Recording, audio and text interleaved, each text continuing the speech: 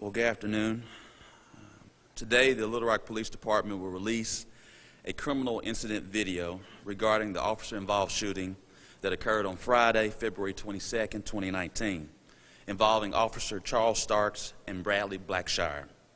This video compiles all videos and radio traffic related to the incident. None of the videos are edited to remove critical moments from the shooting. Because due process is required, the release of this video is not intended to jeopardize the criminal investigation or the administrative investigation. However, we have released this video so that we can be accountable, clear, and transparent to the people of Little Rock. I do want to make special mention that out of respect to the family of Bradley Blackshire, they have reviewed all videos earlier this morning, and we did have this conversation with them, and I did have personal prayer with this family dealing with a tragic loss. Anytime there's a loss, there's always a tragedy. We continue to also keep in our prayers the family of Officer Charles Starks, because anytime that someone's involved in that process as well, it is nothing that anyone takes lightly. So we have multiple prayers for all who are involved in this process for this period of time. I also want to commend the Little Rock Police Department for working around the clock to investigate this incident in order to turn over this case to the prosecuting attorney. This is the first time in Little Rock's history, and for that matter, the state of Arkansas, where we've had a critical incident video. A critical incident video is a narrated version of what has transpired in a critical incident from A to Z. So you will have this narrated version by our interim chief of police, Wayne Bewley, who will share from start to finish what happened on February the 22nd with Bradley Blackshire and Officer Charles Starks. And so we want to make certain everyone is aware of this. This has never before happened in the state of Arkansas. This is now a new policy as it relates to the public good, and we will determine on when a critical incident is considered a critical incident. That will come from our chief of the police as we move forward. As we continue to make certain that this happens, I want to stress the importance again of how the Little Rock Police Department worked around the clock. They put forth a number of overtime hours. In a normal case, when this type of incident happens, of any type of incidents as it relates to administrative and a criminal investigation, at the very least it takes 45 days. They put a lot of the man hours in to make certain that this happened on the 13th day so far to get us to this particular point. The prosecuting attorney now will commence its criminal investigation to determine whether criminal charges will be filed. This is now transitioning because we are now complete with our administrative investigation as well as our criminal investigation. The process is now to go towards the prosecuting attorney. I understand that this video is difficult to watch. Again, I want to repeat, it will be difficult to watch. I understand that this incident will also invoke numerous amounts of emotions. And we want to make certain, as your leader, it would be irresponsible of me if I did not share that with you beforehand. I also want to make certain that we stress the importance of calmness when we view this video. Our city has seen good days, bad days, and even ugly days. No matter what, we are always prepared to handle the day. We will always push through life circumstances. And throughout this process, I know our city will continue to see brighter days as we handle this particular situation, as we will always be accountable, we will always be clear, and we will always be transparent. That is my responsibility as your mayor. And as I ask everyone, please to remain calm as this investigation continues on and that we allow due process to carry forward. Also, I want to make another bit of information. The family did ask for me to include the Arkansas State Police in the investigation process.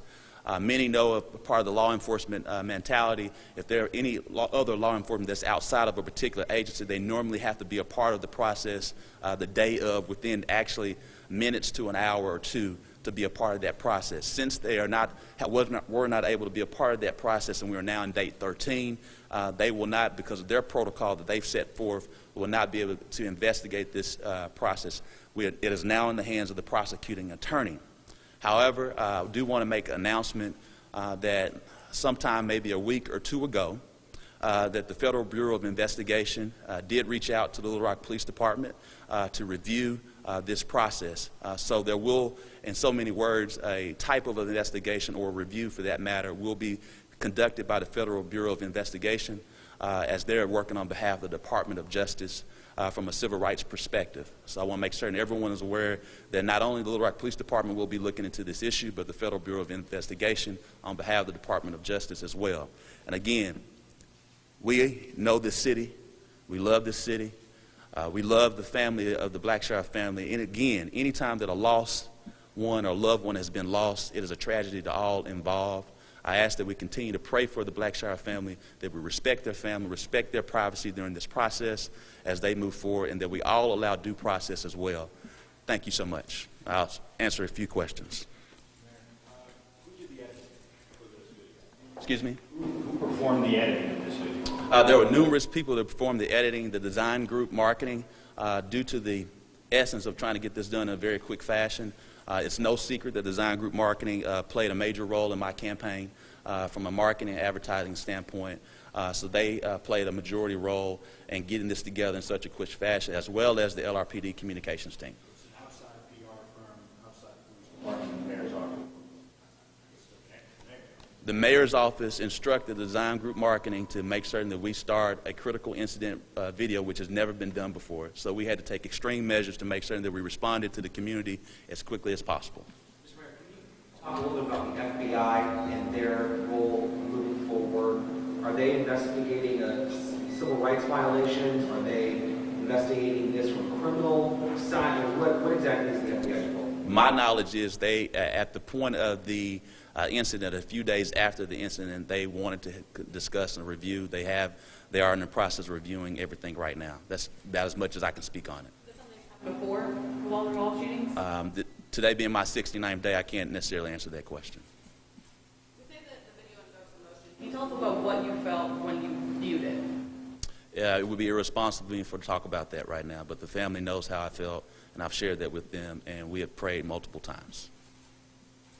We know that some information about Officer Stark's prior disciplinary history has been released. Do we know if there's any disciplinary history for the other officer that was involved, Simpson? I do not know that. I'll have to ask Interim Chief Buell.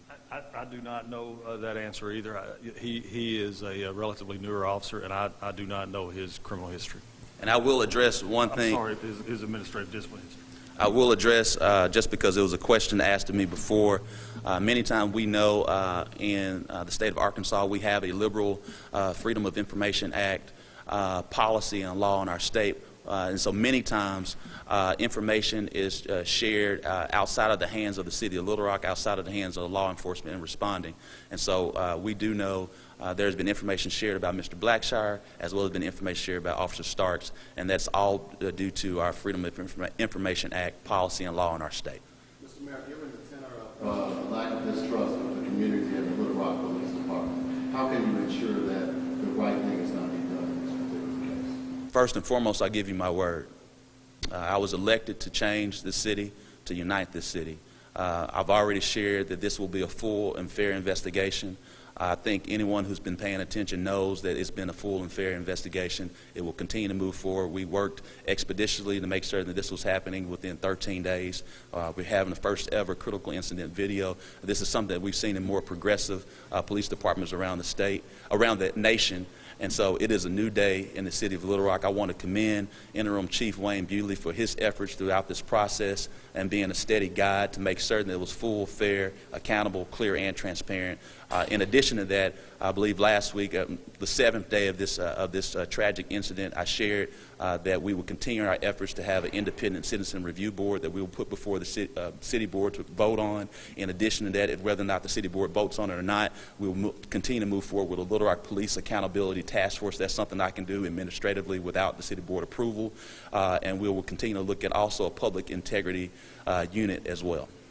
Can you speak to, when it comes down to the video, are there any inconsistencies from February 22nd that was, I guess, delivered out about the initial accounts of that shooting? Are there any inconsistencies?